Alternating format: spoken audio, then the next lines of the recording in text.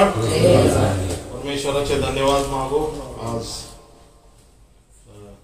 त्याच्या राज्यामध्ये आपण उभे आहोत, जिवंताच्या भूमीमध्ये आम्ही तिथं आलो होतो। त्यावेळेस मोठ्या प्रमाणात परमेश्वराचा अनॉइंटिंग अभिषेक हा पहिल्या गाण्यापासूनच जाणवायला लागलेला आहे। परमेश्वराचा अभिषेक मोठ्या प्रमाणात इथं आहे आणि आज परमेश्वराचा आत्मा तुमच्याबरोबर बोलणार, देवाचं वचन तुमच्या अंतःकरणात वास करणार आहे आणि परमेश्वराला जे काही ह्या शेवटच्या अंतिम काळामध्ये बोलायचं आहे ते तो प्रगट करणार आहे।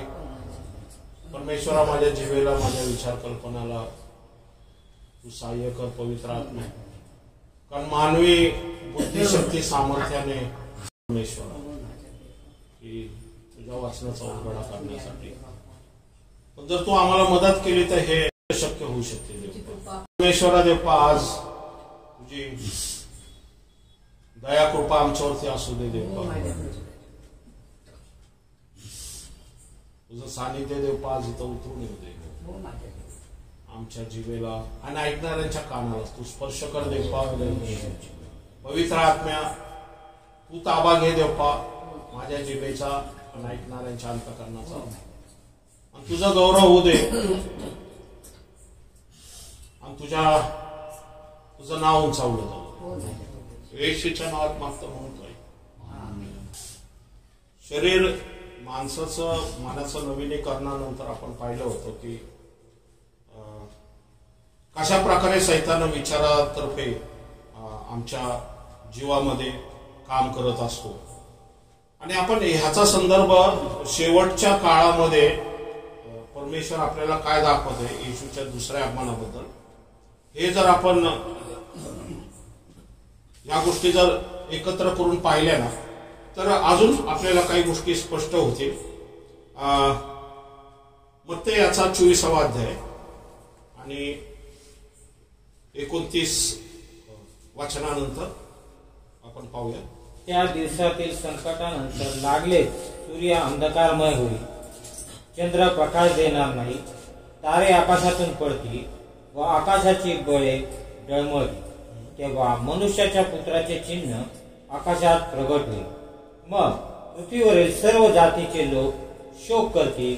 बस आता पहा, हे प्रथमतः आम्हाला ज्यावेळेस अंतिम समयाचं परमेश्वर रिव्हील करतो, येशू ख्रिस्त रिव्हील करत आहे, त्याच्या पुस्तकामध्ये शिष्य त्याला 3 प्रश्न विचारतात आणि या 3 प्रश्नामधलं सारांश आहे सगळं तो 3रं वचन,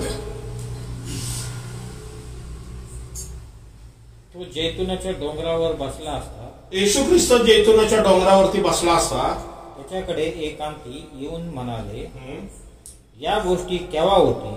आता ते काय येशू काय म्हटला की तुम्हाला सर्व दिसते ना, आम्ही खचित सांगतो। 2रं वचन, चिऱ्यावर चिरा असा एकही चिरा राहणार नाही। चिरा म्हणजे विटा की जो पाडला जाणार नाही, म्हणजे मंदिराबद्दल येशू त्यांना समजून सांगतोय। Praise the Lord. आणि मग इथं आपण पाहतो की जैतुनाच्या डोंगरावरती बसले असता शिष्य त्याच्याकडे एकांती येऊन म्हणाले, या गोष्टी केव्हा होतील? ह्या गोष्टी केव्हा होतील? मंदिर जे उद्ध्वस्त होणार आहे ह्या गोष्टी केव्हा होतील आणि आपल्या येण्याचे व या युगाच्या समाप्तीचे चिन्ह काय आहे ते आम्हाला सांगा। नंबर 1, ह्या गोष्टी केव्हा होतील म्हणजे हे मंदिर कधी उद्ध्वस्त होईल, पहिला प्रश्न। दुसरा प्रश्न, आपल्या येण्याचे व युगाच्या समाप्तीचे चिन्ह। युगाच्या समाप्तीचे चिन्ह, येशूच्या येण्याचे चिन्ह काय आणि युगाच्या समाप्तीचे चिन्ह काय, हे 3 क्वेश्चन आहे आणि ह्या 3 क्वेश्चन मध्ये तो 24वा अध्याय वर्णन करून सांगतोय। आता त्यांना इथं पवित्र आत्मा मिळालेला नाहीये आणि हा पवित्र आत्मा न मिळाल्यामुळं येशू ख्रिस्त त्यांना सर्व गोष्टी अशा मिक्स करून सांगतो, कारण ही संपूर्ण 2000 वर्षाची प्रॉफेसी पुढच्या। येशू ख्रिस्त आता अजून क्रूस खांबावरती गेलेला नाहीये, त्याच्या आधी तो बोलतोय, कळतंय तुम्हाला? म्हणजे पुढं 2000 वर्षाची भविष्यवाणी येशू सांगतोय त्यांना. आता एक्सप्लेन करून तो थोडक्यात सांगतोय, परंतु पुढे जाऊन योहानाला प्रगट करणार आहे, मग पेत्राला प्रगट करणार आहे, मग पावलाला प्रगट करणार आहे, आणि मग हे लोक व्यवस्थित त्याचा पुढे उलगडा करणार आहे. आणि म्हणून हे जे ह्या गोष्टी ज्या आहेत, हे जे 3 क्वेश्चन आहेत ना, हे सरळ मिसळ झाले. म्हणजे हा 24वा अध्याय ना वर खाली असा झाला लिहिण्यात आलेला आहे. त्यामुळं आम्हाला आज आपल्याला 2000 वर्ष पूर्ण झालेली. त्या 2000 वर्षामुळं आपण पाठीमागच्या गोष्टी काय आहेत ना हे ओळखू शकतो. बरोबर, कारण ही 2000 वर्षाची भविष्यवाणी, बरोबर आहे ना. आज जर आपण इतिहास पाहिला, जगाचा जर इतिहास पाहिला 2000 वर्षाचा, तर आपल्याला माहितीये का माहितीये, कारण तो भूतकाळ आहे आमच्यासाठी. पण त्यांच्यासाठी तो भविष्यकाळ होता, त्या मंडळीसाठी. म्हणून परमेश्वर येशू ख्रिस्ताने त्याला असं थोडक्यात वर्णन करून काही गोष्टी सांगितल्या होत्या. त्याच्यामध्ये येशूचं जे दुसरं आगमन आहे, त्या दुसऱ्या आगमनामध्ये त्यांनी सांगितलं, त्या 29व वचन, त्या दिवसातील संकटानंतर लगेचच सूर्य अंधकारमय होईल, चंद्र प्रकाश देणार नाही, तारे आकाशातून पडतील व आकाशाची बळे डळमळतील. नंबर. आता हे जे सूर्य चंद्र आकाशातले तारे ह्याच्याबद्दल जे वर्णन केलेलं आहे, हे येशू ख्रिस्ताने सांगितलं की माझ्या दुसऱ्या आगमनाचं हे एक प्रमुख चिन्ह असणार आहे, सूर्य चंद्र आणि आकाशातले तारे. आता सूर्य चंद्र आकाशातले तारेची तुलना अशी केलेली आहे की आता आपण डीप मध्ये जाणार नाहीये. त्याच्यामध्ये आपल्याला माहिती आहे की 1948 साली इस्रायल राष्ट्र हे नाही पुनर्जन्म झाला, म्हणजे पुनर्स्थापना झाली. पुनर्स्थापना झाली. कारण येशू ख्रिस्ताचं पहिलं क्वेश्चन काय होता येशू ख्रिस्ताला, की चिरावर चिरा पडणार नाही, सॉरी राहणार नाही. हे कधी झालं? हे AD 70 मध्ये संपूर्ण जे मंदिर होतं हे उद्ध्वस्त झालं आणि रोम जे अधिपती होता याने इस्रायल राष्ट्रांना गुलामगिरीत घेतलं आणि इस्रायल राष्ट्र संपूर्ण जगामध्ये विखरली गेली. कळतंय तुम्हाला? मग त्याच्यानंतर इस्रायल राष्ट्राचं अस्तित्वच संपलं. आता जिथं राष्ट्रच नाहीये, लोकच नाहीये, तिथं इस्रायल राष्ट्र अस्तित्वातच नाहीये. बरोबर. मग 1919 पासून इस्रायल राष्ट्राची लोक धडपड करत होती की आमचं राष्ट्र परत पुनर्स्थापना होती व्हावी म्हणून. आणि मग त्याच्यानंतर आपण पाहतो की एक राजा असा आला त्यावेळेस ज्यांनी सूर्य चंद्र आकाशातले तारे म्हणजे पृथ्वी तलावरती एक मोठी अशी घडामोड घडलेली होती की जणू काही ते मोठं महायुद्ध होतं, ज्या महायुद्धामध्ये केवळ इस्रायल राष्ट्र नाही तर संपूर्ण जग जे आहे ना हे त्या राजाच्या अधीन आलं, या त्या राजाच्या अधिपत्याकडे मध्ये आलं आणि अनेक राष्ट्रांचा नाश झाला त्याच्यामुळे. हे जे सूर्यचंद्र आकाशातल्या ताऱ्याबद्दल वर्णन बाबेल राजाबद्दल पण केलेलं आहे आणि मिसर राजाबद्दल पण केलेलं आहे.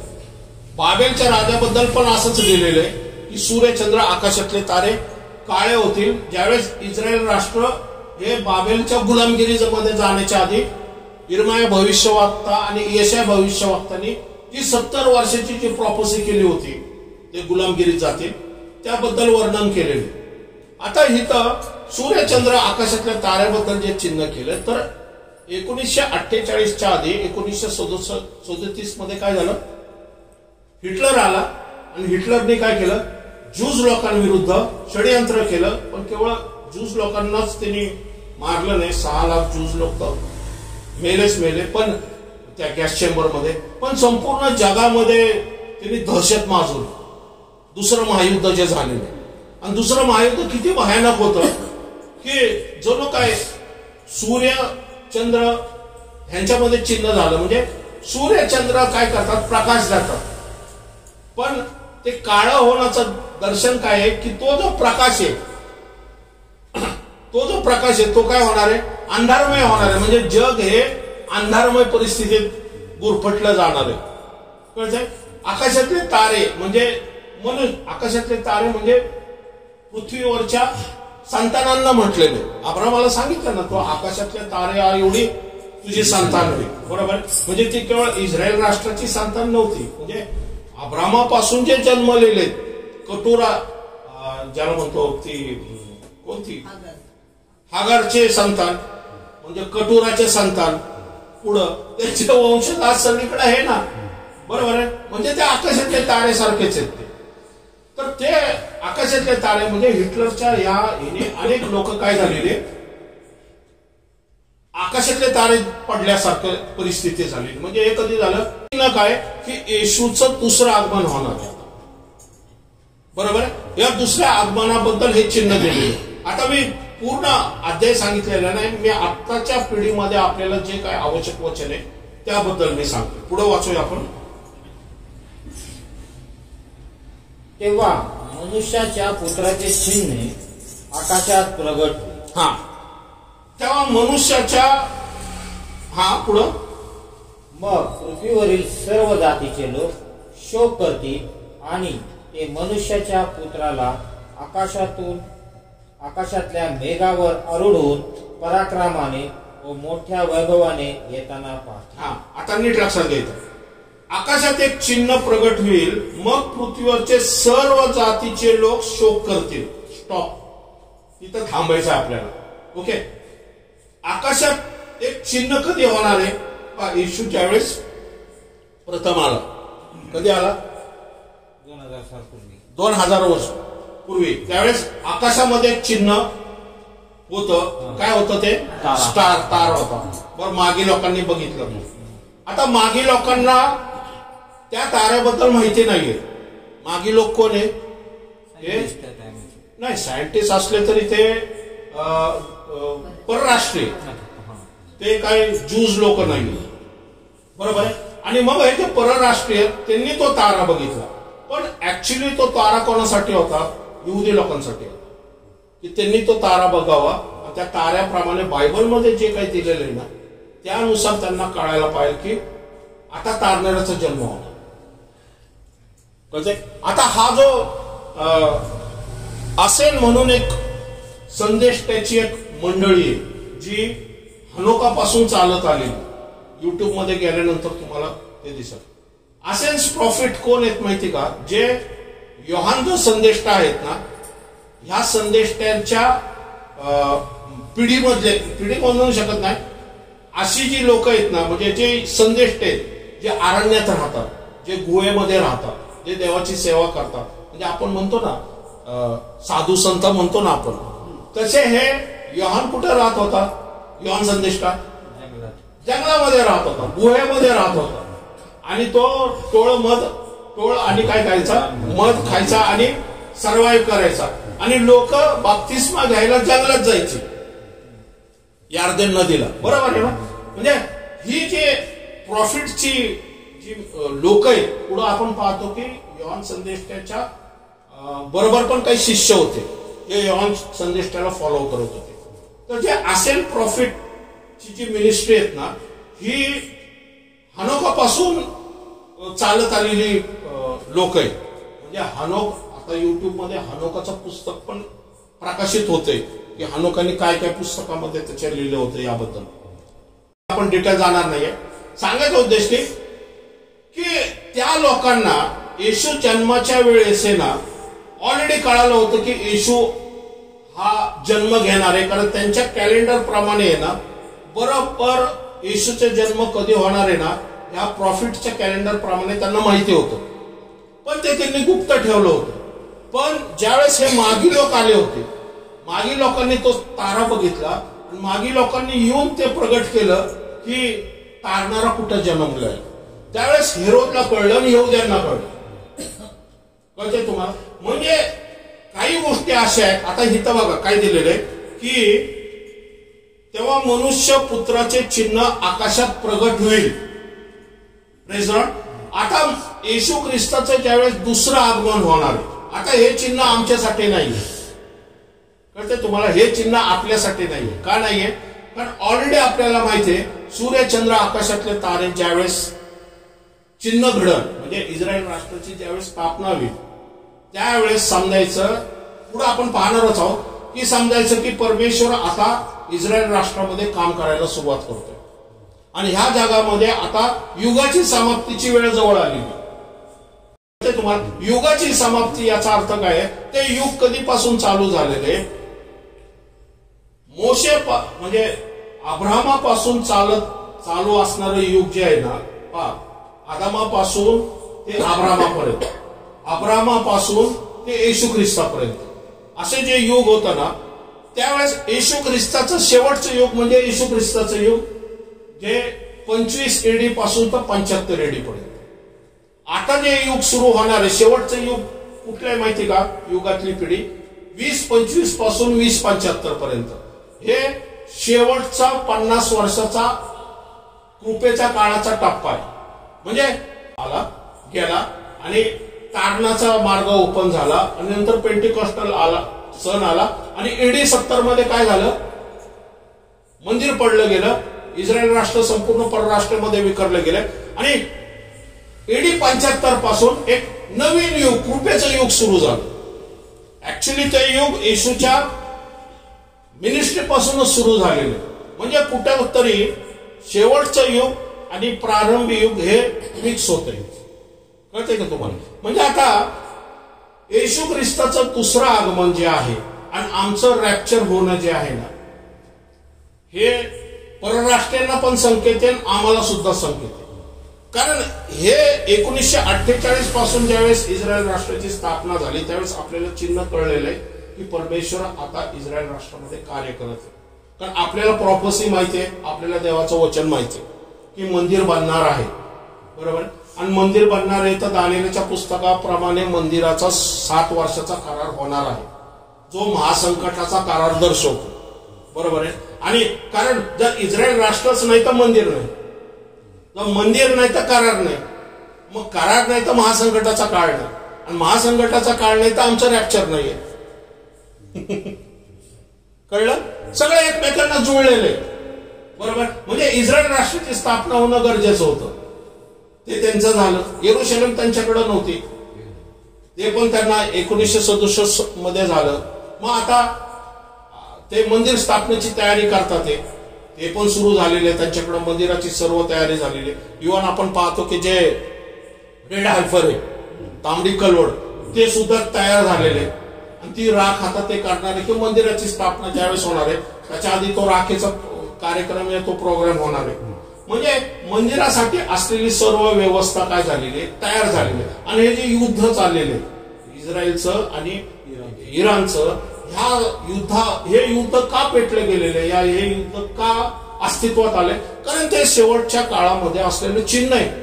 कारण युद्धच नसेल तर शांतीचा करार कुठून असणार? कळते का तुम्हाला? हे युद्ध अनायसे सुरू झालेलं नाहीये. ज्यावेळेस भारत पाकिस्तान युद्ध चालू झालं त्यावेळेस एक करार झाला आणि त्याला काय म्हणतात माहित नाही. आणि बांगलादेशची स्थापना होत असताना पण एक करार झाला होता, बरोबर, की युद्ध थांबावं म्हणून, आहे का नाही? त्याच्यामध्ये दिले. तसंच आता हे युद्ध थांबताना दिसत नाहीये. हे युद्ध अजून भयानक आणि अजून भयानक चाललेलं आहे आणि अख्खं जग ह्या युद्धामध्ये इन्व्हॉल्व्ह झालेलं आहे, बरोबर. या युद्धामध्ये अख्ख्या जगातून लोक, कोणी पॅलेस्टाईनला सपोर्ट करतंय, कोणी इस्रायल राष्ट्राला सपोर्ट करतंय. म्हणजे या युद्धामध्ये जग जे आहे हे 2 विभागात विभागले गेलेले, बरोबर आहे ना? आता यामध्ये ह्या युद्धामुळे एक 2 प्रकारची विभागणी झालेली. मग अशा वेळेसच एक शांतीचा करार अँटिक्राइस्ट करणार आणि तो शांतीचा करार असणार आहे 7 वर्षाचा, ज्याच्यामुळं इस्रायल राष्ट्राला आपलं मंदिर मिळणार आहे आणि जे पॅलेस्टाईनला स्वतःच स्टेट मिळणार आहे, म्हणजे राष्ट्र मिळणार आहे. आणि युनो मध्ये त्यांना पैसा पण मिळणार आहे, म्हणजे ते बांधण्यासाठी. आता कारण गाझा पूर्ण जमीनदोस्त झालेले, त्यांना पैसा पाहिजे ते परत इमारती, हॉस्पिटल, सर्व शाळा वगैरे उभारण्यासाठी. कारण जर उद्ध्वस्त झालं नसतं तर मग बांधलं कसं असतं, बरोबर. म्हणून सर्व जग त्यांना मदत करते आणि मग शांतीचा करार जो होणार आहे हा होणार आहे. पण तो शांतीचा करार ज्या दिवशी होईल त्याचा पहिला दिवस म्हणजे महासंकट काळाचा फर्स्ट डे होणार आहे. कळतंय तुम्हाला? आणि मग हा जो फर्स्ट डे असणार आहे हा 7 वर्ष चालणार आहे. बरोबर आहे. आणि हा शांतीचा करार होण्यासाठी हे युद्ध सुरू चाललेलं आहे. कळतंय तुम्हाला? म्हणून मी म्हणतो इथं की त्यावेळेस ह्या करारामध्येच एक स्वर्गामध्ये आकाशामध्ये येशू वाचायचे चिन्ह तेव्हा मनुष्याच्या पुत्राचे चिन्ह आकाशात प्रगट होईल. मनुष्याच्या पुत्राचे चिन्ह आकाशात प्रगट होईल.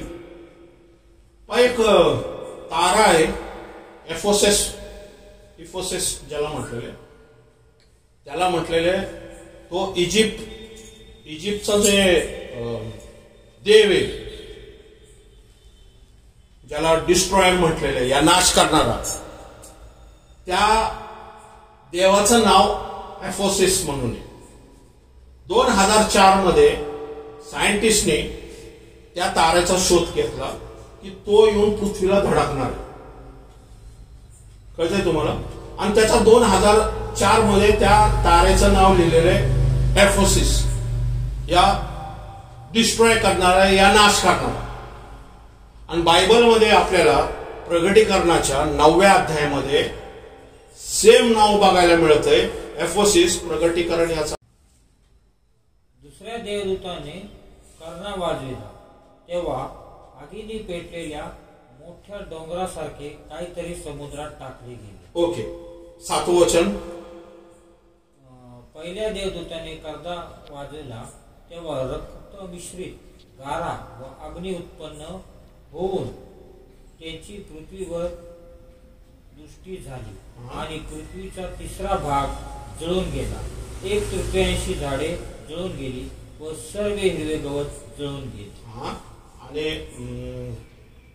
10वा अध्याय. तिसऱ्या देवदूताने कर्णा वाजविला तेव्हा मशालीसारखा पेटलेला मोठा तारा आकाशातून खाली पडला. तो नद्यांच्या व झऱ्यांच्या 1/3 पाण्यावर पडला. त्या ताऱ्याचे नाव कडुदवान आणि पाण्याच्या 1/3 कडुदवानाचा झाला. आणि त्या पाण्याने माणसापैकी पुष्कळ माणसे मेली कारण तो कडू झाले होते.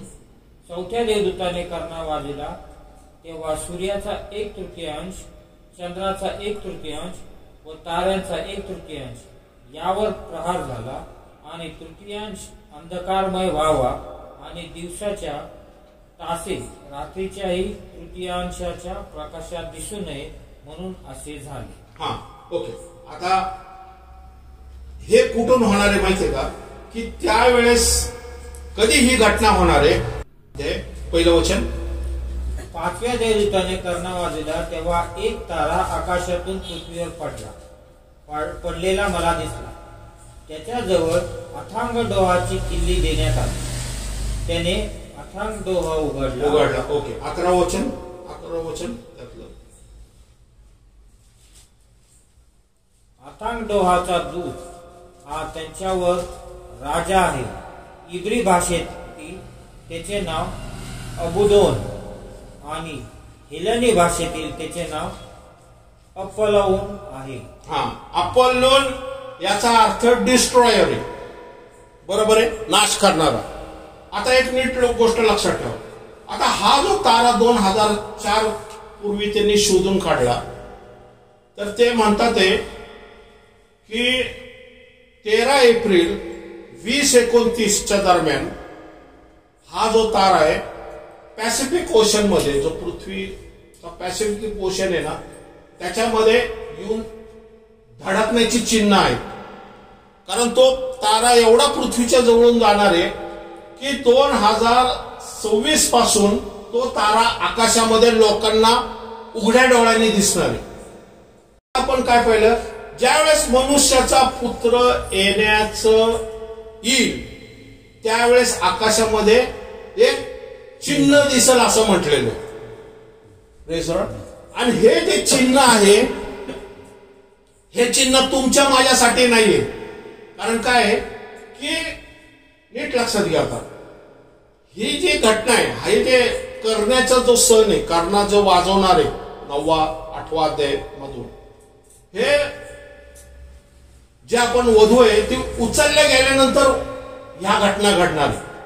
म्हणजे आता मी तुम्हाला काय सांगितलं, एक करार होणार आहे, ज्या करारामध्ये 7 वर्षाचा करार होणार आहे. त्या 7 वर्षाच्या करारामधल्या ह्या घटना आहेत ज्या आपण वाचलेल्या, म्हणजे 20-29 पर्यंत, बरोबर आहे. पण त्याच्या आधी तो काळ कधी चालू होतो, जर 20-29 हा मध्य पकडला आपण, तर 20-25 पासून 7 वर्षाचा काळ चालू होतो. या मंडपाचा सण आहे ना, तेव्हापासून चालू होतो. ओके, आता नीट लक्षात घ्यायचं की येशूचं जे दुसरं आगमन होणार आहे. परत आता ह्या वचनाकडे जाऊया आपण, मग त्याचा 24वा अध्याय. मनुष्याच्या पुत्राचे चिन्ह आकाशात प्रगट होईल, मग पृथ्वीवरील सर्व जातीचे लोक शोक करतील. हा बस, ओके. आता नीट लक्षात घ्या, पृथ्वीवरचे सर्व जातीचे लोक काय करतील?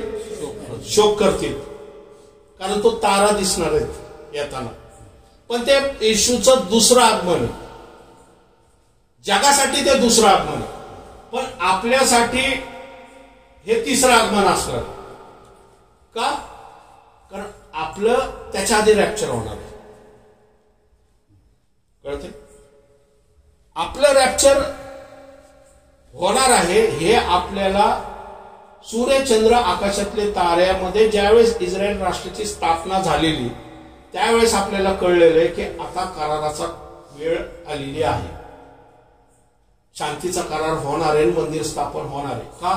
कारण आपल्याला माहिती, आपण उरबडवून घेणार नाही. का? आपल्याला माहिती आहे, वचनानुसार आपल्याला माहिती आहे की हे घटना घडणार आहे. ऊर कोण बडवणार आहे? जे ते तारं बघतील ते ऊर बडवून घेतील, कारण मनुष्याच्या पुत्राचं चिन्ह येणार. कारण त्यावेळेस लोकांना डोळ्याने दिसल की हा येऊन धडकणार आहे. आणि सायंटिस्ट आतापासून म्हणतात की तो धडकणार नाही, पण बायबलमध्ये दिलेले की तो जे अफोसिस आहे हा पृथ्वीच्या जवळून, एवढा जवळून जाणार आहे की तो जे आपले सॅटेलाइट आहेत ना, आपले सॅटेलाइट किंवा युट्यूबमध्ये, मी तुम्हाला युट्यूबमध्ये पण पाठवतो, युट्यूबमध्ये पण तुम्ही चेक करा. तो आपले सॅटेलाइट आहे ना, त्या सॅटेलाइट पेक्षा जवळून जाणार आहे तो. आता तुम्ही विचार करा, सॅटेलाइट का फिरतात पृथ्वीभोवती? गुरुत्वाकर्षणमुळे, ग्रॅव्हिटेशनल फोर्समुळे. आता सॅटेलाइटच्या जवळून तो जाणार आहे, तर ग्रॅव्हिटेशनल फोर्समुळे जर तो डायव्हर्ट झाला, खेचला गेला, तर नॅचरली पृथ्वीवरती तो येऊन धडकणारच आहे. पण हे सायंटिस्ट म्हणतात की नाही, तो डायव्हर्ट होणार नाही, तो तसंच निघून जाणार. कळतंय तुम्हाला? पण बायबलमध्ये इथं काहीतरी गोष्ट वेगळी दिलेली, बरोबर. आणि म्हणून म्हटलंय की तो जो चिन्ह आहे ना, बरं, ते जे अफोसिस जे नाव दिलेलं आहे, जे आता आपण वाचलेले डिस्ट्रॉयर, हे कोणी ख्रिश्चन व्यक्तीने नाही दिलेले. कळते का तुम्हाला? हे कुठल्या ख्रिश्चन व्यक्तीने, हे सायंटिस्ट लोकांनी दिलेले, आणि ते पण इजिप्तच्या देवाचं नाव आहे. हे तर आणायचं होऊ शकत नाही. सायंटिस्ट लोकांना तर काय माहित नाही. सायंटिस्ट लोकांनी इजिप्तच्या देवाचं नाव त्या ताऱ्याला दिलेले. पण ज्या गोष्टी घडतात ना, ह्या संपूर्ण त्यांना वाटतं न कळत करतोय, पण बायबलनुसार प्रॉफसी प्रमाणे ते चालतात. ते ऊर बडवून घेतील. कोण ऊर बडवून घेतील? ज्यांना माहित नाहीये, या जे त्या काळात राहतील, बरोबर आहे. पण आपलं काय होणार आहे? विश्वासणाऱ्यांचं त्याच्या आधी काय होणार आहे? बरोबर आहे. कारण आपल्याला ऑलरेडी चिन्ह मिळालेले आहे इस्रायल राष्ट्राच्या स्थापनेचं. खालचं वचन, आणि ते मनुष्याच्या पुत्राला आकाशातल्या मेघावर आरूढ होऊन पराक्रमाने व मोठ्या वैभवाने येताना पाहतील.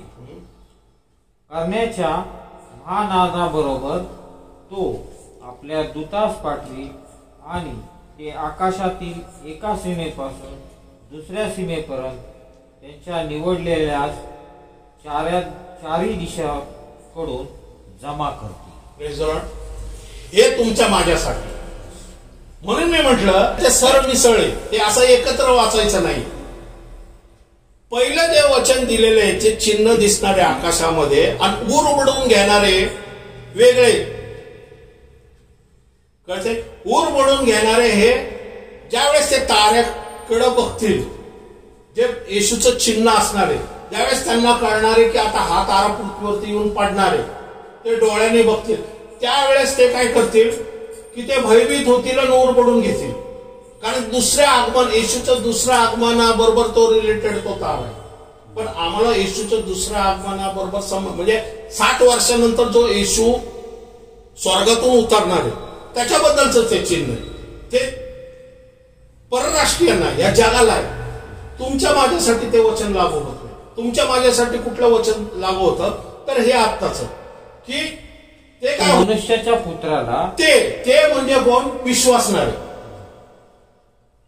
आपण मनुष्याच्या पुत्राला आकाशातल्या मेघावर आरूढ होऊन पराक्रमाने व मोठ्या वैभवाने येताना पाहतील.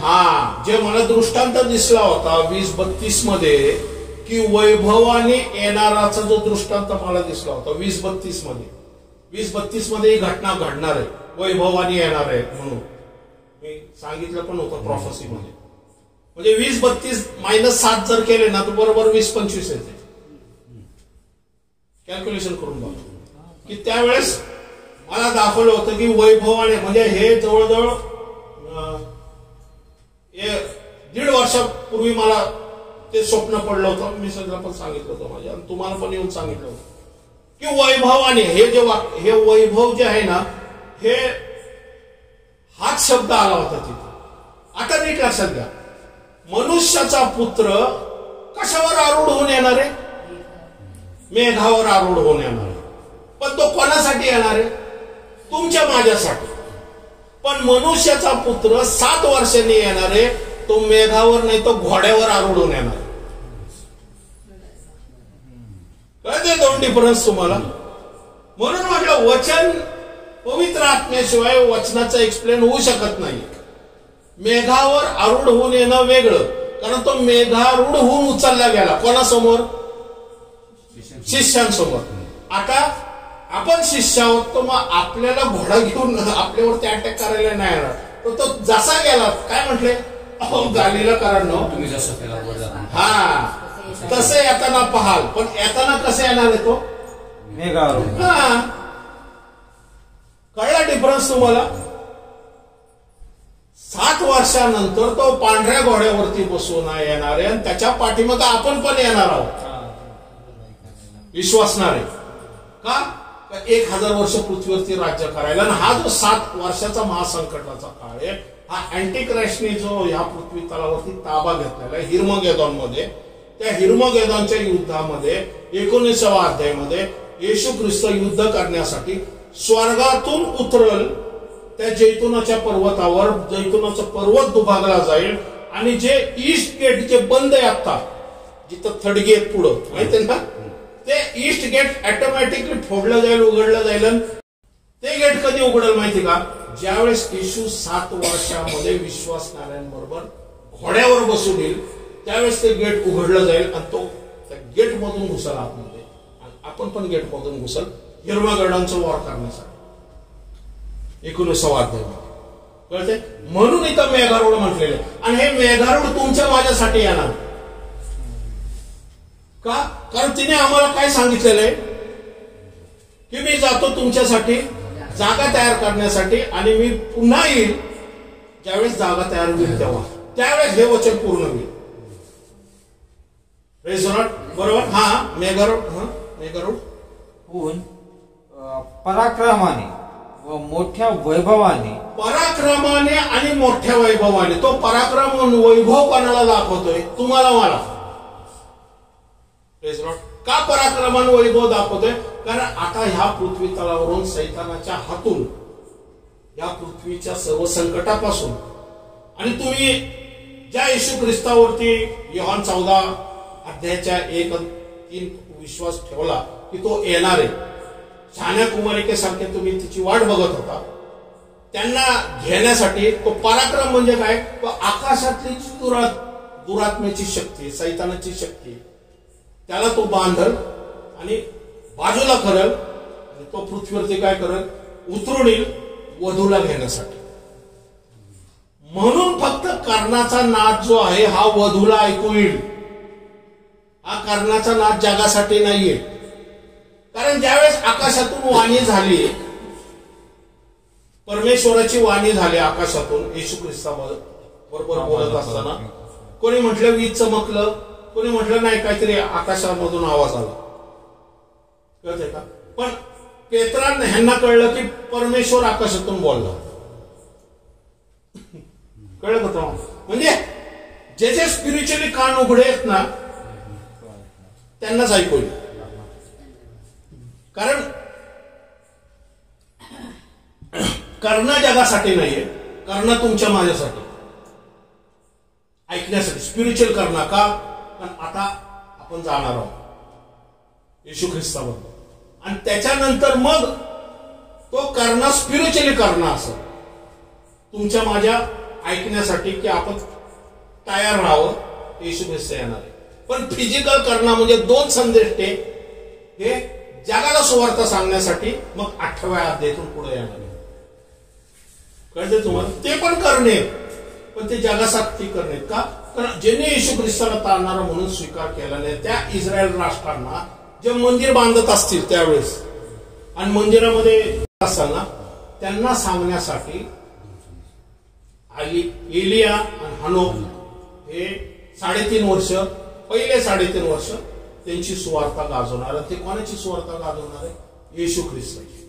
हनोक एलिया का सुवार्ता गाजवणार आहे? पण मंडळी उचलली गेलेली.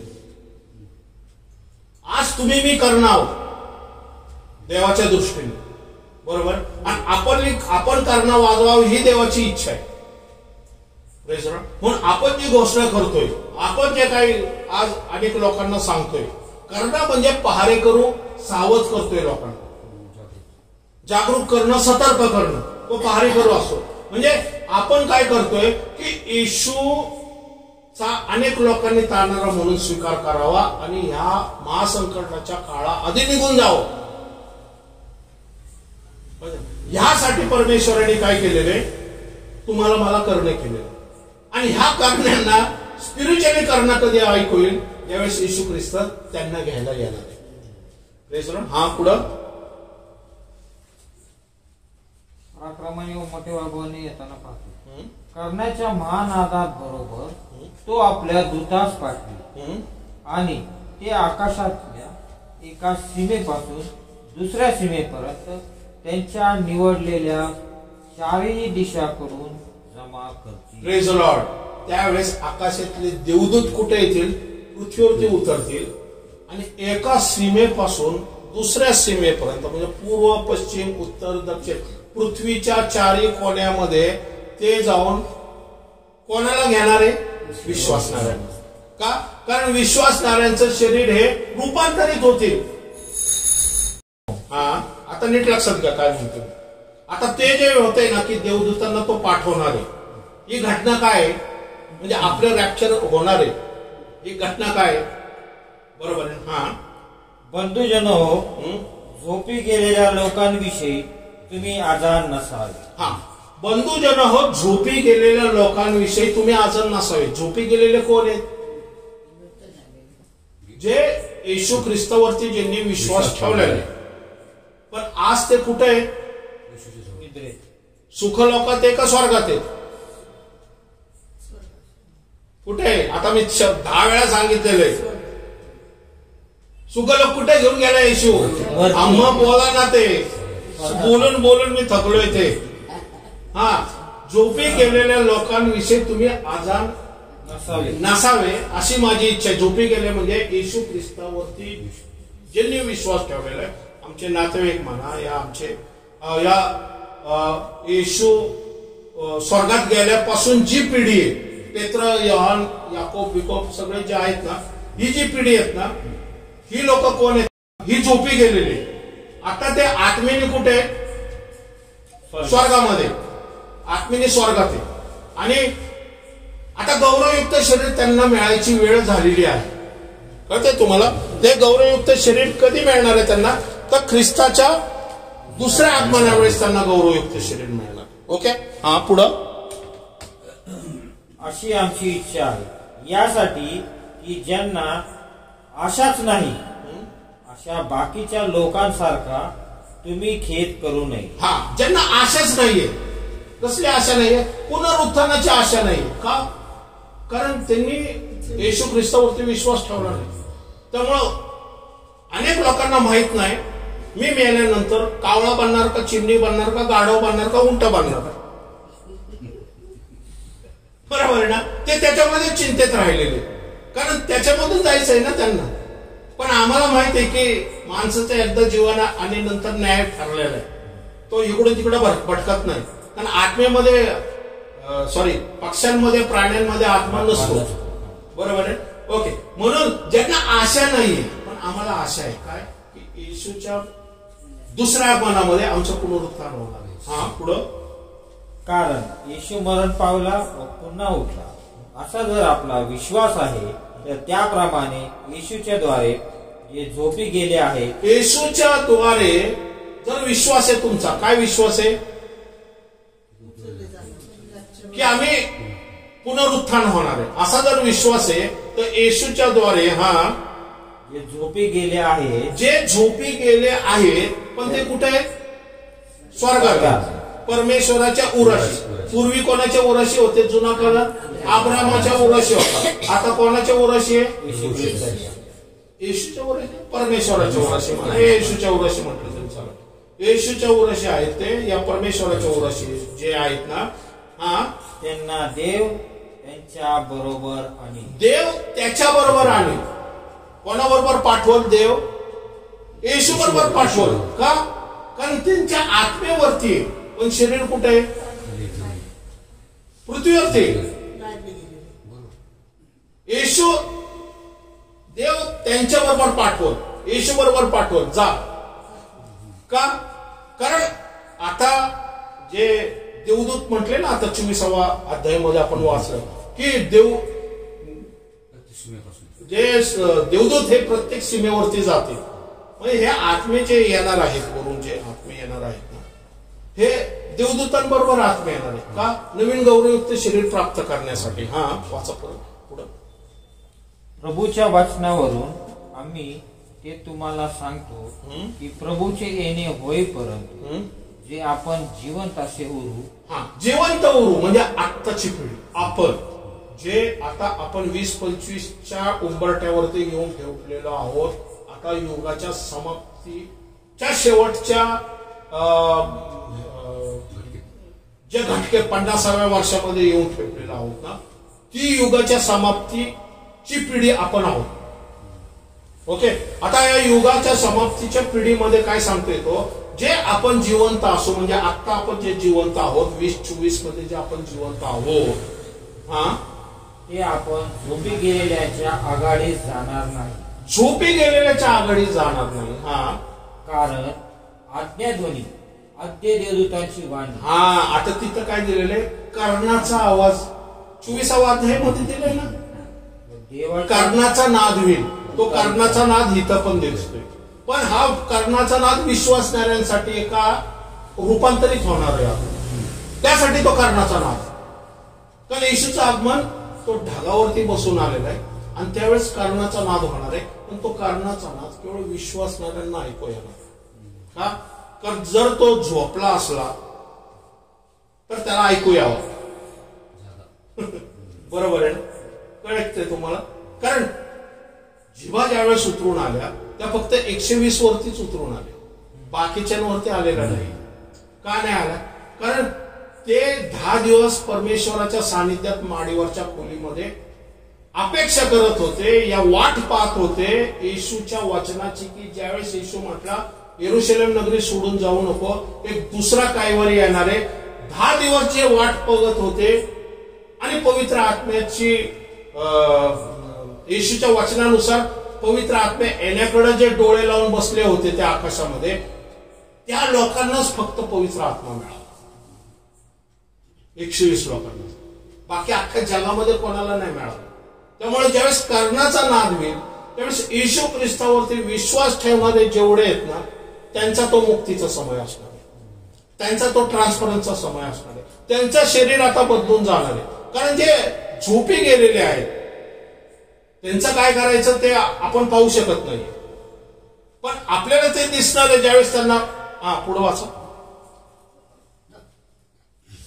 आपण झोपी गेलेल्यांच्या आघाडीत जाणार नाही, कारण आज्ञाध्वनी आद्य देवदूतांची. आता नीट लक्षात ठेवा, आज्ञाध्वनी नंबर 1 कोण? आज्ञाध्वनी. आज्ञा कोण देतो? परमेश्वर. बरोबर. येशू ख्रिस्ताने काय सांगितलं की तो समय ती घटिका रॅप्चरची मला माहित नाही, देवदूतांना माहित नाही, केवळ पित्याला माहिती आहे. मग पित्याला जर माहिती आहे तर मग आज्ञा कोण देणार? पिता देणार. म्हणून तिथं आज्ञाध्वनी. कळतंय ते? आज्ञाध्वनीचा अर्थ काय? आज्ञा देणारा, त्याची ध्वनी. आज्ञाध्वनी. आद्य देवदूतांची. मग आद्य देवदूत जे त्याच्या सिंहासनाखाली ते सुद्धा मग ओरडायला लागतील. कळतंय तुम्हाला? व देवाच्या तुतारीचा नाद. मग देवाची तुतारी वाजायला लागली स्वर्गात. पण ती तुतारी आपल्यापर्यंत ऐकूया. Praise Lord. जसं परमेश्वर बोलला येशू ख्रिस्ताबरोबर पृथ्वीवरती त्या ट्रान्सफॉर्मेशन पर्वतावरती रूपांतराच्या ह्याच्यात, त्यावेळेस परमेश्वर काय बोलला हे पेत्राने ऐकलं, योहानाने ऐकलं आणि याकोबाने ऐकलं, त्यांनी ते लिहिलं सुद्धा. ती परमेश्वराची वाणी स्वर्गातून येशू ख्रिस्ताबरोबर बोलत होती. बरोबर. त्यावेळेस स्वर्गात ज्यावेळेस ते कर्णा वाजवला जाईल त्यावेळेस विश्वासणाऱ्यांचे स्पिरिच्युअली कान उघडले जातील का? कारण आता तुमची बॉडी स्पिरिच्युअली रूपांतरित होणार. तुम्ही एका सेकंद पुढे वाचा. कारण देवाच्या तुतारीचा नाद होत असता प्रभू स्वतः स्वर्गातून उतरे. 24व्या अध्यायामध्ये काय दिलेले? मेघारूढ होऊन. बरोबर. पृथ्वीवरती कोणासाठी? फक्त विश्वासणाऱ्यांसाठी. घोड्यावरती येणारे जगासाठी. म्हणून ते म्हटले ऊर पडून घेतील. ते वचन वेगळे. कळलं का? ते वचन मिक्स झालेले. म्हणून तुम्हाला कळायला पाहिजे की ज्यावेळेस एफोसेसचा जो चिन्ह दिसल त्यावेळेस ऊर पडून का घेतील? कारण येशूचे जे दुसऱ्या आगमनाचे चिन्ह. पण आमच्यासाठी ते तो पिरियड नाहीये. तर आम्हाला काय, येशू मेघारूढ होऊन येताना जो समय आहे ना त्याच्यामध्ये आपण आहोत. प्रभू स्वतः येशू ख्रिस्त स्वतः येईल. कारण तिने योहान याचा 14व्या अध्यायामध्ये दिलेले, मी स्वतः येणार आहे. आणि तो कोणाला घेऊन येणार आहे? झोपी गेलेल्यांना. ते सुद्धा येतील. कारण तिथं वचन दिलेले झोपी गेलेल्यांच्या आधी आम्ही जाणार नाही. याचा अर्थ आधी जाणार नाही म्हणजे ते जर येशू ख्रिस्ता बरोबर आले नाही तर कसे जाणार? कारण त्यांना पण गौरवयुक्त शरीर पाहिजे ना. म्हणून ते पण येशू ख्रिस्ता बरोबर येणार. आणि ख्रिस्तामध्ये जे मेलेले आहेत ते पहिल्याने उठवतील. कळलं तुम्हाला? ज्यांचे आत्मे स्वर्गातून येशू ख्रिस्तामध्ये येतील ते देवदूत त्यांना घेऊन जातील. हडपसर, दापोडी, बरोबर आहे ना, कोल्हापूर, सोलापूर, सांगली, सातारा, अमेरिका, लंडन सगळी थडगे उघडले जातील आणि हाडं बाहेर येतील. हाडं आणि त्याच्यामध्ये हाडं, मांस, सांधे होईल. आणि हे जे आत्मे जे स्वर्गातून आलेले आत्मे आणि हे जे शरीर जे मातीतून बाहेर आलेलं शरीर जे आहे ना, हे एकत्र करायचं काम हे पवित्र आत्म्याचं काम. जसं येशू ख्रिस्त पुनरुत्थान झालं आणि येशू ख्रिस्ताच्या पुनरुत्थानानंतर इस्रायल राष्ट्रामध्ये थडगे उघडले. ते सर्व सुख लोकातले जुने काळातले लोक होते आणि ते स्वर्गावर होऊन निघून गेले. का? कारण मग घोटाळा होऊ नये त्यांच्या नामच्या मध्ये. कारण जुना करार तिथं पूर्ण झाला आणि ते पुनरुत्थान झाले आणि निघून गेले. आता नवीन करार जो आहे हा विश्वासणाऱ्यां म्हणजे पेंटिकॉस्ट समय हा विश्वासणाऱ्यांच्या स्वर्गावर राहण्यामध्ये पूर्ण होणार. पेंटिकॉस्टचा समय का? कारण जो आत्मा तुमच्या माझ्यावरती उतरून आला होता पेंटिकॉस्टच्या दिवशी, तोच आत्मा तुम्हाला रूपांतरित करून स्वर्गामध्ये घेऊन जाणार. Praise the Lord. बरोबर आहे, कारण तो देवाकडून आलेला आत्मा आहे. तो त्याचं काम त्यावेळेस पूर्ण करेल ज्यावेळेस तुम्ही रूपांतर. वाचा. नंतर जिवंत उरलेले आपण त्याच्याबरोबर प्रभूला सामोरे होण्यासाठी मेघारूढ असे अंतराळात घेतले जाऊ आणि तसेच सर्वदा प्रभू जवळ राहू. सदा सर्वदा प्रभू जवळ. म्हणजे जो आपण जे झोपी गेलेले आहेत, आमचे नातेवाईक जे आज झोपी गेलेले आहेत, पण ते येशू ख्रिस्तावर ते गौरवयुक्त शरीराने पहिल्यांदा ते, कारण त्यांना आता परमेश्वराला तेवढा वेळ नाही, ट्विंकलिंग ऑफ आय मध्ये सगळ्या घटना घडणार आहे. आता किती फास्ट असेल बघा तो. ते लगेच रूपांतर होत, ते पुनरुत्थान होतील पहिल्यांदा. त्या हाडाला पुनरुत्थानाचं सामर्थ्य मिळालं पाहिजे. बरोबर. त्यांचे जे आजार बिजार असतील ते सर्व नाहीसे होणार त्याचं पहिल्यांदा झाल्यानंतर. म्हणजे पुनरुत्थानाचं आणि हिलिंग दोन्ही सगळं होणार आहे त्यांच्या शरीरामध्ये. आणि नंतर मग तो आत्मा टाकला जाणार आहे आणि मग तो गौरवयुक्त शरीराने उभा राहणार आहे. तो व्यक्ती XYZ कोणीतरी असेल. संपूर्ण जगातून संपूर्ण जगाची थडगे उघडली जाणार आहे. संपूर्ण जगामध्ये भूकंप होणार आहे. आणि थडगे उघडायला भूकंप होणं गरजेचं आहे. भूकंप होईल आणि थडगे बाहेर येते, जमीन हाडं बाहेर फेकत. आणि मग आपण जे आहोत आपण रूपांतरित होऊ. रूपांतरित त्याचा अर्थ काय की मी असा जर उभा आहे, ज्यावेळेस करणा वाजल आणि देवदूत येतील, माझा देवदूत ज्यावेळेस येईल आणि पवित्र आत्मा माझ्यावर उतरून येईल, पवित्र आत्मा उतरून येईल, त्यावेळेस माझं जे हे हाडं सांधे वगैरे आहेत ना, माझा आत्मा तोच राहणार आहे. पण माझं शरीर जे आहे ना हे गौरवयुक्त शरीरमध्ये रूपांतर होईल. माझं शरीर हे गौरवयुक्त, म्हणजे ह्या सांध्या हाडांना आहे ना आता ह्यापुढे आजार नसणार, कुठलं व्हायरस इन्फेक्शन नसणार, स्वर्गीय शरीर असणार आहे. जसे येशू ख्रिस्ताचं पुनरुत्थानानंतर शरीर असतं तसं. आणि हे भिंत, हे आजूबाजूच्या गोष्टी आहेत ना, आम्हाला ऑक्सिजनची गरज नसणार आहे, आम्हाला गुरुत्वाकर्षणची गरज नसणार आहे, आम्हाला काय खायचं प्यायचं ह्याची गरज नसणार आहे. बरोबर आहे. आणि आम्ही आता फिजिकल जग पण बघू शकू आणि आपण स्पिरिच्युअल जग पण बघू शकू. कळलंय तुमचा? कारण तुम्ही आता गौरवयुक्त शरीरामध्ये गेलेले आहे. इमिजिएटली तुम्ही प्रभूला ज्यावेळेस ते गौरवयुक्त शरीर होईल, इमिजिएटली तुम्ही ते मेलेले आपले जे नातेवाईक आहे त्यांना बघताल आणि इमिजिएटली तुम्ही येशूला गौरवयुक्त मेघारूढ होताना बघताल. तुम्ही सगळं देवदूतांचं सामर्थ्य बघताल की देवदूत फिरतात ते. तुम्ही तुमचा देवदूत बाजूला उभा असलेला पण बघताल, कारण देवदूतच तुमच्या हाताला धरून घेऊन जाणार आहे वरती.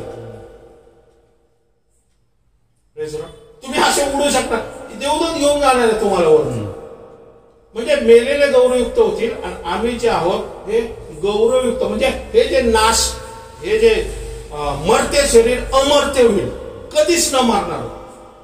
आणि हे जे विनाशी, ज्यांचा विनाश झालेला आहे ते अविनाशी मध्ये बदलले जाते.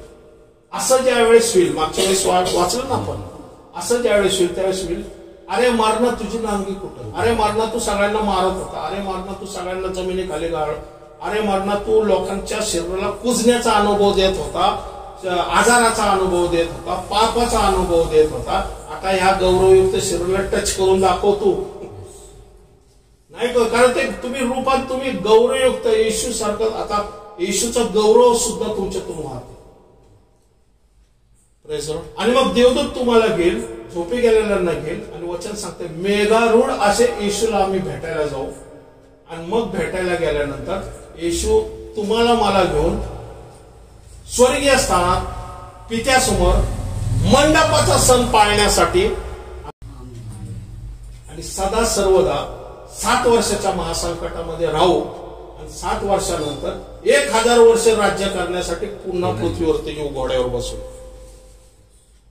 स्वर्गामध्ये तुम्हाला घोडे शिकायचे, घोड्यावर कसं रायडिंग करायचे. पुढे आपण डीप मध्ये पाहणार आहोत. आता जस्ट मी टच केलेलं आहे. आता हे तुमचं माझं फ्युचर आहे, ही तुमची माझी आशा आहे. आणि मग कशाला दुखताय, डोकं दुखतंय, पाय दुखतात, हाडं दुखतात, सांधे दुखतात, कर्जबाजारीपणा आहे, माहित नाही मला आता हे घराचं कर्ज कसं फेडू, नोकरीतून कसं काय करू, मुलं काय करतील, सगळं विसरा. आता फक्त लक्षात ठेवा येशूचं आगमन होणार आणि तुम्ही ह्या पृथ्वी तलावरच्या मोठ्या संकटातून निघून जाणार आहात. पण तुमची गाडी, घोडा, बंगले सर्व गोष्टी येत नाही इथंच राहणार. तुमच्या खिशातला 1 रुपया सुद्धा तुम्ही घेऊन जाऊ शकणार नाही. 1 रुपया, 1 कपडे पण नाही घेऊन जाऊ शकत तुम्ही. का? कारण गौरवयुक्त शरीराला शुभ्र झगे मिळणार आहेत. तुम्ही म्हणताल, ओ देवदत्ताला म्हणता, अरे हा कोट तरी राहू दे, लग्नाचा कोट आहे माझ्या. देवदत्त म्हणाल, अरे तुला लग्नाचा ड्रेस घातलेला आहे मी. Praise the Lord. फक्त विश्वासणाऱ्यांसाठी तो परत येणार. म्हणजे विश्वासणाऱ्यांसाठी हा आशीर्वाद आहे. पूर पडून घेणारे विश्वासणारे आपल्याला होता कामा नये. Praise the Lord. पुढे आपण पाहणार आहोत त्या गोष्टीबद्दल. अजून जायचं होतं पण देवाच्या आत्म्याने इथपर्यंतच ठेवलं. परमेश्वराचे धन्यवाद मागू. अजून आपण डीप जाऊया.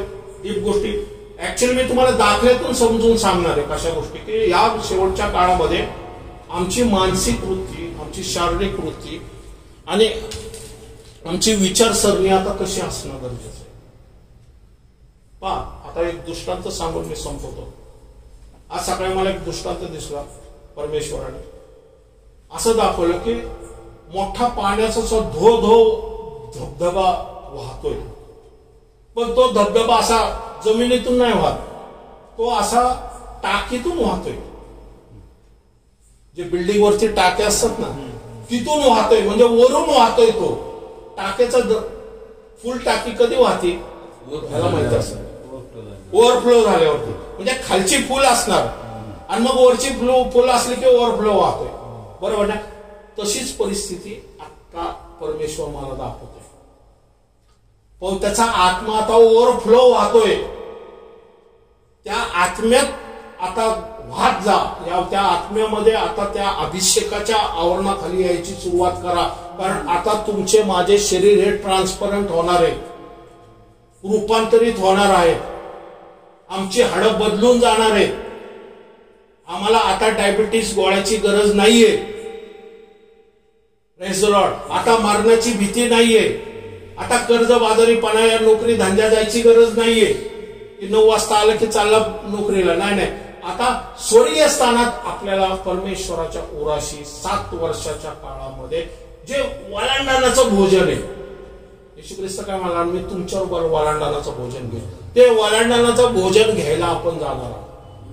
टेबल सजलेला आहे. तो आता वधूची वाट बघत आहे. आणि उत्तमातलं उत्तम जेवण आपण तिथं सेवन करतो. जेवणाची तशी बघायला गेलं तर काय शरीराला गरज भासणार नाहीये. तहान लागणार नाही, भूक लागणार नाही, सूर्याची उष्णता सुद्धा भागणार. कारण आपण स्वर्गात निघून जाणार आहे. अंतराळातल्या सूर्यचंद्र आकाशातल्या ताऱ्याच्या वरती निघून जाणार आहे. Praise the Lord. हे तुमचं माझं फ्युचर आहे. Praise the Lord. करेक्ट आहे. आज उड्या मारायला पाहिलं आपल्याला. हे फ्युचर आहे आपलं. आणि हे फ्युचर आज रात्री पण पूर्ण होईल. कधी येऊ शकतो तो. म्हणून आज ते तुम्ही म्हटलं ते अंकुरणाराचं झालेलं आहे. म्हणजे जो आत्मा माझ्याबरोबर बोलतो तर त्याच्याबरोबर बोलतो. त्याने का उगतच वधूला संपूर्ण पांढरा ड्रेस घालून तो का स्तुती आराधना करायला लावत होता? कुठेतरी देवाने काहीतरी त्याला दृष्टांत दिला असणार का धबधबा वाहतोय. आता मला दिसतोय ना धबधबा वाहतोय. आणि मी बघतोय अनेक लोक जे विधर्मी आहेत ते त्या धबधब्याच्या खाल्याच्या आवरणाखाली येतात आणि ते येशूकडे येतात. तो धबधबा वाहताना दिसतोय मला. त्यामुळे आता जगाकडे लक्ष देऊ नका, स्वतःकडे लक्ष केंद्रित करा. माइंड आणि विचारसरणी किती प्रॉब्लेम, किती समस्या आल्या ना, एकच लक्षात ठेवा, त्याचं आगमन लवकर होणार. परमेश्वरा, राजांचा राजा, प्रभूंचा प्रभू, आकाशान पृथ्वी उत्पन्न करणारा परमेश्वर तुझे देवता. आज वचनाद्वारे तू आमच्याबरोबर बोललास देवता की स्वर्गारोहणाचा तुझं आगमन लवकर होणार आहे. तू मेघारूढ होऊन येणार आहे देवता. आणि जे जिवंत आहेत देवता ते बदलून जाणार आहे. आणि जे झोपे आमचे बंधू गेलेले आहेत देवता, आमच्या बहिणी गेलेले आहेत, आमचे नातेवाईक गेले, ते जिवंत होणार आहेत देवता. ते पुनरुत्थान होणार आहे देवता. ते सुद्धा आम्ही सुद्धा एकत्रपणे तुझ्याबरोबर 7 वर्षाच्या काळामध्ये निघून जाणार आहोत आणि त्याच्यानंतर पृथ्वीवरती महासंकटाचा काळाचा करार सुरू होणार आहे. अँटिक्राइस्ट 666 नंबर सुरू होणार आहे. पण आमच्यासाठी मोठी आशा आहे देवपा, हा महासंकट काळ आमच्यासाठी नाही, तर आमच्यासाठी देवपा तुझं वचन तू पूर्ण करण्यासाठी, योहानेचा 14वा अध्याय 1 ते 3 वचन पूर्ण करण्यासाठी तू येणार आहे. तू ते वचन पूर्ण करणार असा आमचा विश्वास आहे. आमच्या कोणाकडून देवपा काही प्रॉब्लेम झाले असतील, समस्या झाल्या असतील, आमचं वागणं बोलणं विचारसरणी जर योग्य नसेल तर आम्ही आता पश्चाताप करतोय देवपा, आम्हाला क्षमा कर देवपा. आम्ही मानव आहोत देवपा, आमचं स्वर्गारोहण होणं नेसेसरी आहे देवपा. कारण ह्या कृपेच्या काळात जो राहू शकत नाही तो महासंकटाच्या काळात राहणं अशक्य आहे देवपा. त्यामुळं आम्हाला शाण्या कुमारिकेसारखं कर देवपा की आम्ही आमचं तेल एक्स्ट्रा तेल घेऊन देवपा तुझ्या समोर उभं राहू. तुझी दया कृपा असू दे देवपा, पवित्र आत्म्याचं सानिध्य असू दे. आणि अशासारख्या मीटिंग अशा आता घेत आहेस याबद्दल तुला धन्यवाद मागतो. अनेक सेवकांना देवपा तू दृष्टांत दाखवते, याबद्दल धन्यवाद मागतो. विशेष करून मला जे दृष्टांतामध्ये देवपा जो फ्लो दाखवलाय देवपा तू पवित्र आत्म्याचा, याबद्दल धन्यवाद मागतो देवपा. तुझा अभिषेक तू जो ओसांडून देवपा वाहते देवपा तो मी पाहते देवपा, याबद्दल धन्यवाद मागतो. अनेक जे आत्मे देवपा जे हरवलेले त्यांना आणण्यासाठी आमचा सुद्धा देवपा वाटा होऊ दे देवपा. आमचा उपयोग तुझ्या राज्याच्या वाढीसाठी कर देवपा. आणि जिथं जिथं हा संदेश जाईल तुझ्या प्रत्येक आत्म्याला तू स्पर्श कर देवपा, त्यांना जागृती दे देवपा, त्यांच्यामध्ये पवित्र आत्म्याचा फ्लो वाढवू दे देवपा. आणि त्यांच्या प्रत्येक घराला ऐकणाऱ्या प्रत्येक कानाला येशूच्या नावात आशीर्वादित कर देवपा. आणि कुठलंही लॅक त्यांना होऊ देऊ नको. मागणी कल्पनापेक्षा अधिक देणार परमेश्वर तुझे देवपा. जसं आणलं तसं जात असताना आमच्यावर राहा देवपा. तुझी दया इथं जमलेल्या प्रत्येकावरती कृपा असू दे देवपा. येशूच्या नावात मागतो म्हणून तो ऐक. Amen. Thank you Jesus, thank you Jesus, thank you Jesus, thank you Jesus, hallelujah.